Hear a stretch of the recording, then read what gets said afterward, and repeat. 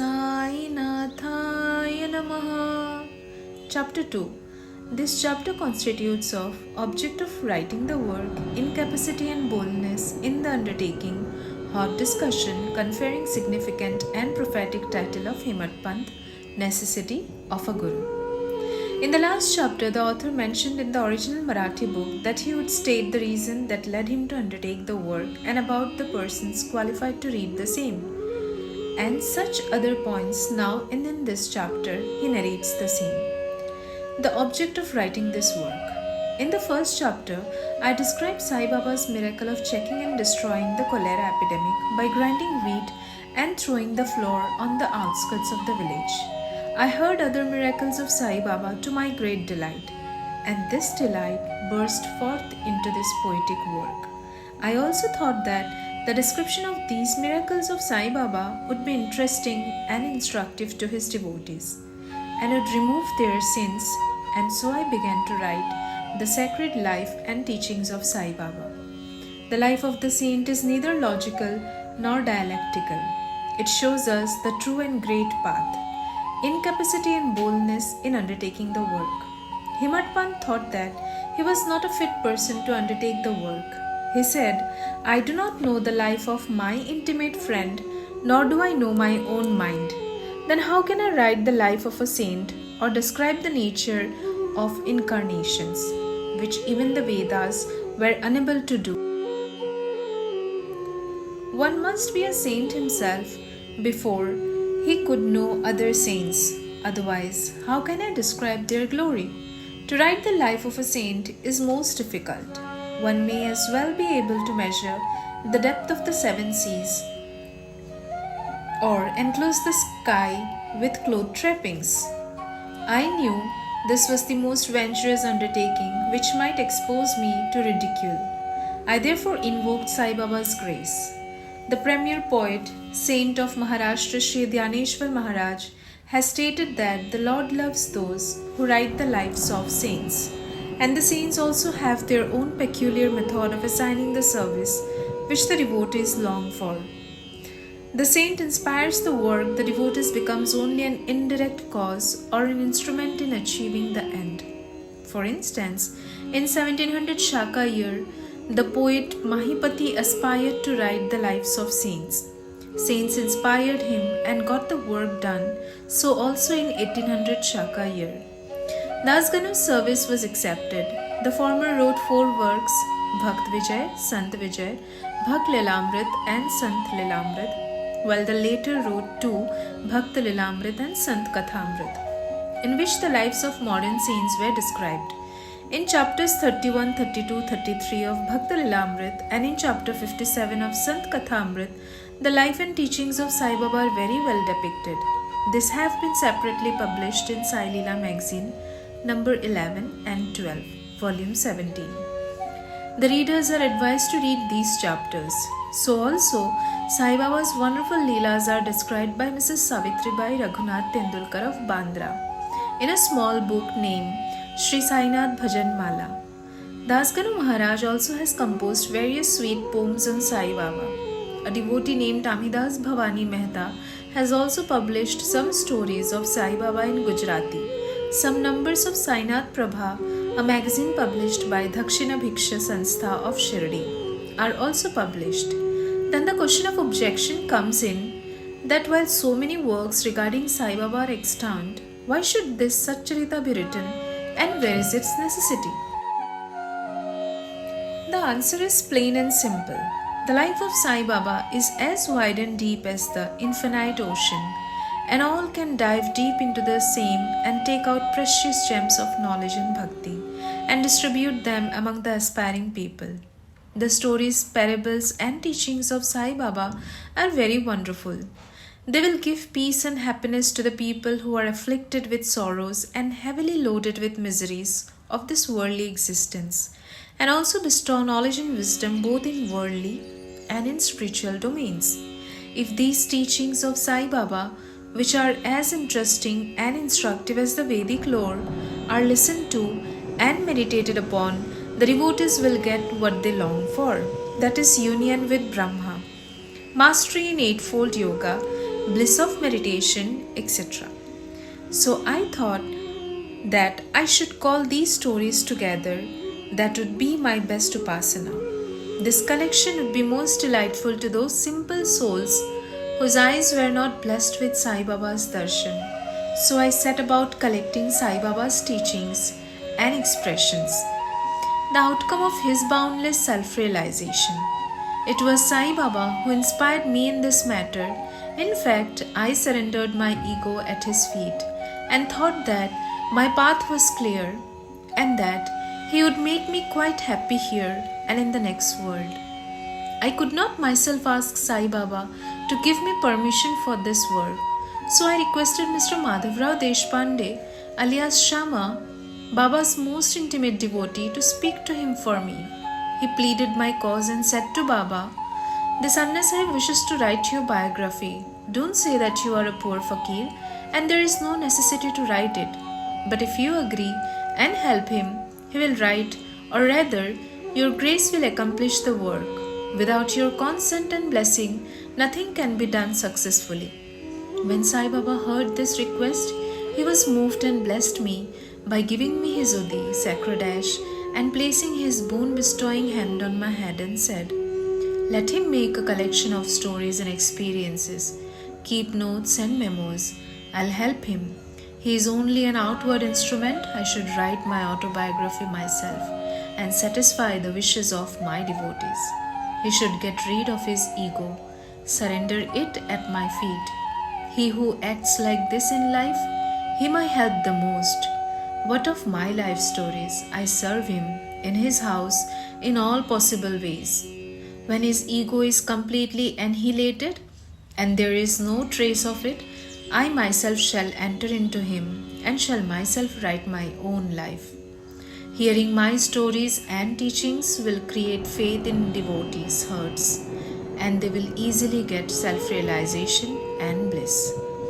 Let there be no insistence on establishing one's own view, no attempt to refute others' opinions, no discussion of pros and cons of any subject."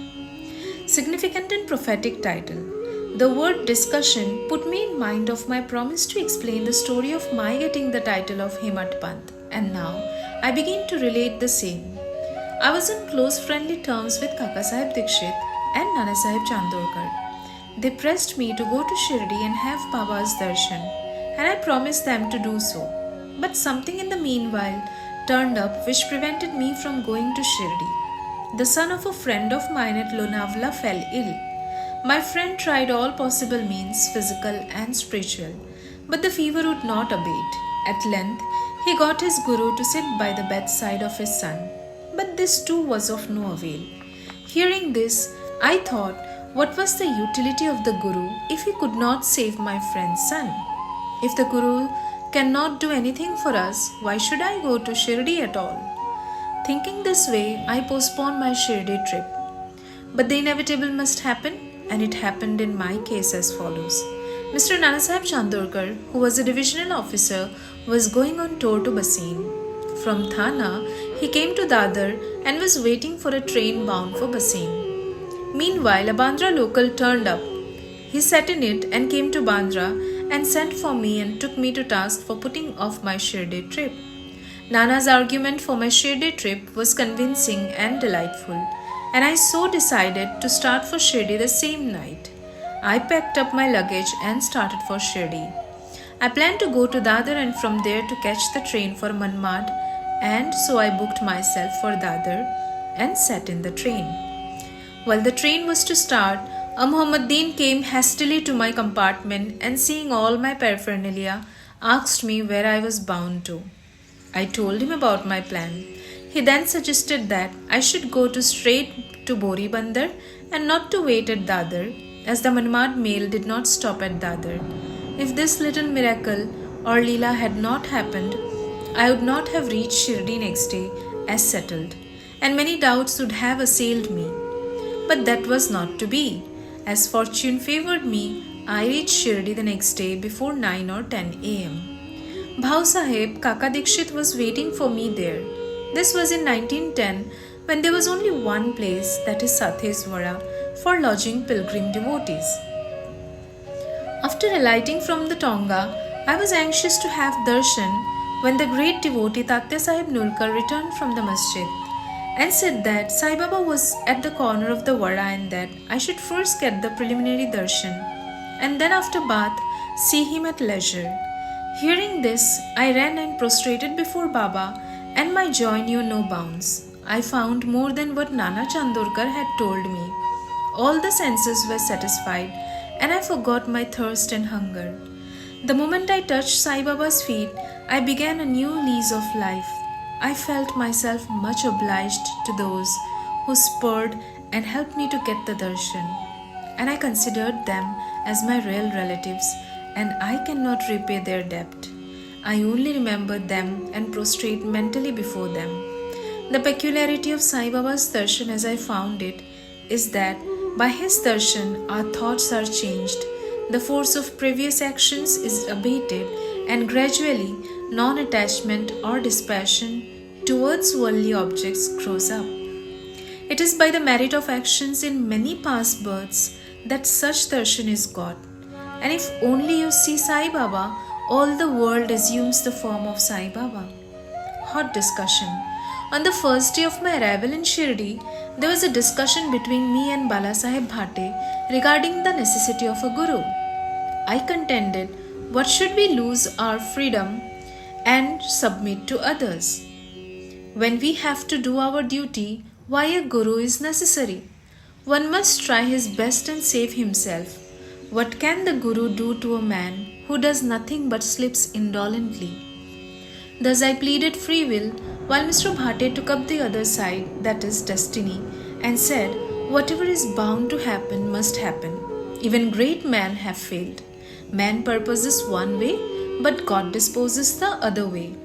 Brush aside your cleverness. Pride or egoism won't help you. This discussion with all its pros and cons went on for an hour or so, and as usual, no conclusion was arrived at. We had to stop the discussion ultimately as we were exhausted. The net result of this was that I lost my peace of mind and found that unless there is strong body consciousness and egoism, there would be no discussion. In other words, it is egoism which breeds discussion. Then when we went to the masjid with others, Baba asked Kaka Sahib Dikshit the following. What was going on in the Sathis Vada? What was the discussion about? And staring at me, Baba further added, what did this Hematpan say? Hearing these words, I was much surprised. The masjid was at a considerable distance from Sathe Vada, where I was staying and where the discussion was going on. How could Baba know our discussion unless he be omniscient and inner ruler of us all? I began to think, why Sai Baba should call me by the name Himatpant? This word is a distorted form of Himadri Pant. This Himadri Pant was a well-known minister of the kings Mahadev and Ramdev of Devgiri of the Yadav dynasty. He was very learned, good-natured and the author of works such as Chaturbhanga, Chintamani and Rajaprashasti. He invented and started new methods of accounts and was the originator of the Mudhi script. But I was quite the opposite, an ignoramus and of mediocre intellect. So I could not understand why the name or title was conferred upon me. But thinking seriously upon it, I thought that the title was a dart to destroy my ego, so that I should always remain meek and humble.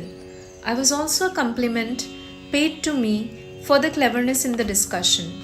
Looking into history, we think that Baba's word calling Mr. Dhabulkar by name Himat Pant was significant and prophetic, as we find that he looked after the management of Sai Sansthan very intelligently, kept all the accounts properly, and was also the author of such a good work, Sai Satcharitra, which deals with such important and spiritual subjects as dhyan, bhakti, dispassion, self-surrender, and self-realization.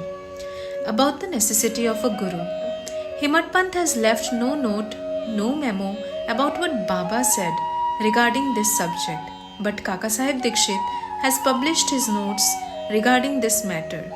Next day after Himat Pant's meeting with Sai Baba, Kaka Sahib went to Baba and asked, Baba, where to go? Baba said, high up. Then the man said, where is the way? Baba said, there are many ways leading there. There is one way from here, Shirdi also. The way is difficult. There are tigers and wolves in the jungles on the way. Kaka Sahib asked, but Baba, what if we take a guide with us? Baba answered, then there is no difficulty. The guide will take you straight to your destination, avoiding wolves, tigers, and ditches, etc. on the way. If there be no guide, there is the danger of your being lost in the jungles or falling into ditches. Mr. Dhabholkar was present on this occasion, and he thought that this was the answer Baba gave to the question where Guru was a necessity. And he thereupon took the hint that no discussion whether man is free or bound is of any use in spiritual matters. As is illustrated in this chapter of the original work in the instances of great avatars like Ram and Krishna, who had to submit themselves to their gurus Vasishtha and Sandipani respectively, for getting self-realization, and that the only virtues necessary for such progress are faith and patience. Bo to Shri Sai, peace be to all. Om Shri Sai Nathaya Namaha.